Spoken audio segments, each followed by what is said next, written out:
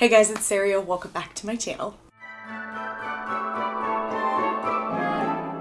So today's video is another ear tutorial. Sorry for the weird background, but I had already set up to film here for other videos and I'm not moving my setup. So welcome to the floor of my bedroom. As I said though, today is an ear tutorial, and if you guys are new here, maybe this is the first video you're clicking on, my name is Saria. I make so many DIY Mickey ear tutorials. I think at this point I'm over 100 on my channel. I have made ears out of all different kinds of materials, mostly with no-sew methods. I have ears that light up, I have ears that play music, I have a lot of tutorials. So if you guys are looking for anything specific and you just aren't sure where to start, please leave me a comment below because I always respond back to you guys as often as I can, and I will, just send you the link directly if you're looking for a specific type of thing. Today's video is going to be a Christmas in July video. So I did make these Christmas inspired Yeti ears for our last trip to Disney World. In this tutorial, I will be showing you guys how I made these ears, and if you are interested, then just keep watching. Starting with the furry white fabric, I picked this up at Hobby Lobby in their craft section where you find the felt and fleece as opposed to like the actual fabric section. And this is just enough to cut out 4 of the ear template. So using the largest ear cutting line template that I have linked down below for you guys, you're going to trace 4 of these and then go ahead and cut those out. Make sure that you're tracing on the back of the fur, obviously, but the fabric is nice and thick, so the marker definitely won't bleed through.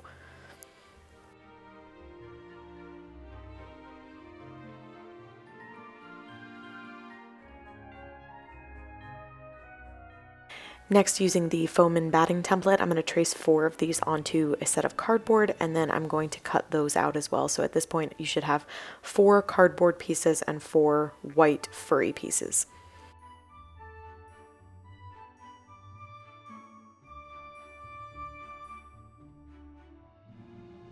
Because this fabric was so thick, you don't need to cut out any felt or anything as like a middle portion like I normally do in my ear tutorials. So we're going to move straight on to attaching that fur to the cardboard. So starting at the top, I'm going to do a thin line of hot glue, and then I'm going to fold over the fabric and tap it down into the glue. And I'm going to work my way down the sides and then save the bottom for last. If this is your first time making ears, I always advise kind of working in smaller sections with the hot glue, just so that it doesn't dry up before you can actually get to it. On the bottom portion, I like to cut the bottom fabric in half and just like give it a little snip so that I can fold it over 1 flap at a time and just tap it down into the hot glue. And then I'm going to repeat those steps 3 more times. Once I had 2 halves completed, you're going to attach that by just putting some hot glue into the center of the ear. Be careful not to get too close to the edges because you don't want it to ooze out and get kind of messy.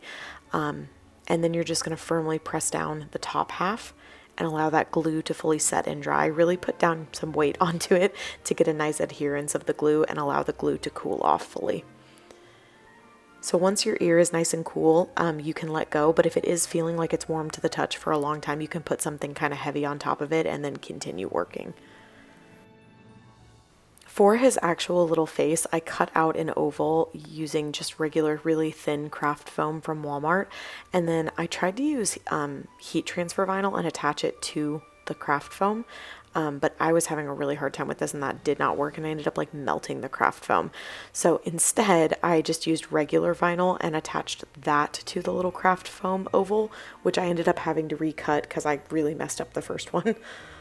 Another option would be to do like some puffy paint. I did try that myself, but I wasn't completely happy. You can kind of see it in the corner of the screen there. I wasn't very good at making it symmetrical, but I also think that you could kind of like use like a paint marker or something like that if you don't have access to something that can cut vinyl. But using some transfer tape, I'm going to lift up the vinyl and just press it down onto that little oval of craft foam.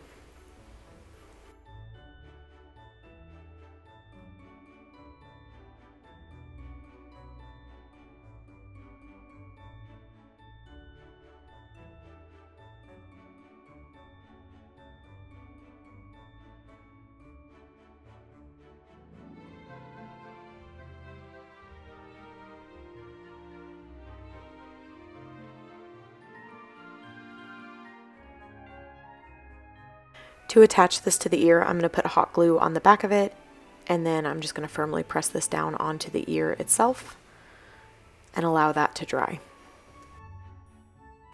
I decided to add little horns to the top of him, and I just used some light blue fleece that I had on hand. I cut a little curved triangle, and then after I got the first one kind of sized correctly, I used it as a template for my second one. And I just traced it onto the fleece and then cut out a second one. And to attach these, I put some hot glue on the bottom of the horn and gently pressed it into the edge of the ear, and it attached really easily. For the bow, I'm going to be using that same blue fleece that I used on the horns, and I cut a square that was 4 inches by 5 inches. I'm not going to be hemming the edges or anything like that because fleece doesn't really fray. I'm going to accordion fold this to create that bow shape, so just pinching it toward the center. And then using just some white plain satin ribbon, I'm going to glue that down on the bottom of the bow and wrap this around my bow a couple of times. And when I get to the end of my little ribbon strand, I'm going to use a dot of hot glue to tack that down and keep my bow in the shape that I want it in. If your ribbon's a little bit too long, you can always cut off the excess. You don't really need much to hold the bow in place.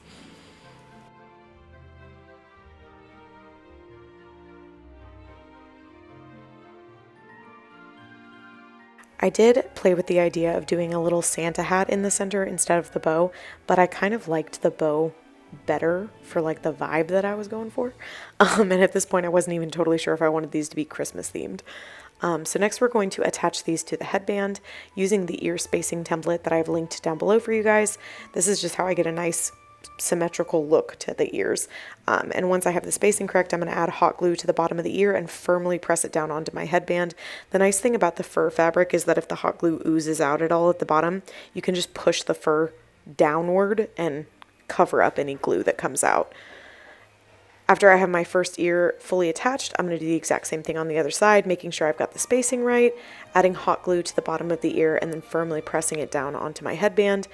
You really do want to hold the ear in place for at least 30 seconds and give that glue a nice amount of time to fully dry, because if you don't, the ear won't adhere very strongly to that headband. The bow is super easy. Just add a small dot of hot glue to the bottom of the bow and then firmly press it down to the center of the headband. If you want to continue working like I do and I don't have time to hold it there while the glue dries, I'm using this little clip from Dollar Tree. They do have 2 sizes of these and they're fantastic. I decided to paint a little wooden snowflake from Dollar Tree white, and I'm also going to be adding some glitter to it. And I'm going to add this to the center of my bow. I did lose the footage of me actually gluing it onto the bow, but you just add some hot glue to the back of it and glue it to the center of the bow.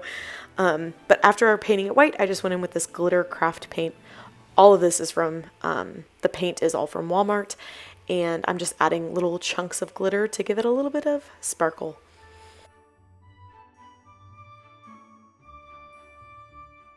And this is what it looked like all painted. So after that's done and dry, then you can go ahead and glue it onto your bow. I also wanted to show you this option. So Hobby Lobby sells these strands of fake Christmas lights. They're super cute. And initially I thought this is what I wanted to do, was to wrap this garland around one of the ears, but I just wasn't loving the coloring of this. I don't know why, but it just, I don't know. I just wasn't super happy with it.